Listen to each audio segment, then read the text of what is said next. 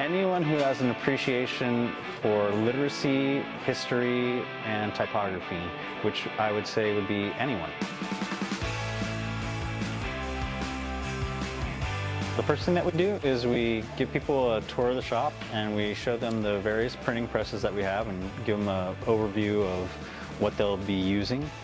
Then we immediately get them started on designing what they're going to print. We have pencil and paper available and we let people write out basically whatever they're going to say. And then we take them immediately to our type collection and we let people choose whatever they want, and based off of what they wrote, they will match their letters to the words. And then we show people how to lock them up using magnets as clamps.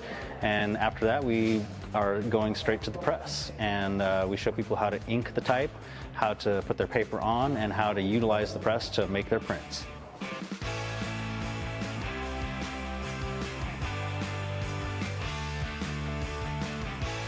Our voices are being heard through print.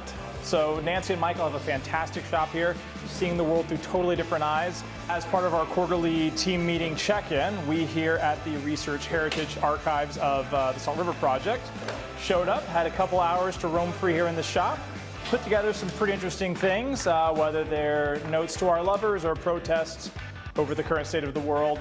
We were a family when we came in here, but now we're a closer family. And we got to encourage each other with our creative projects, make some jokes, get our hands dirty. There's a lot of effort that goes into it, and learned a whole lot here today. Had a really good time.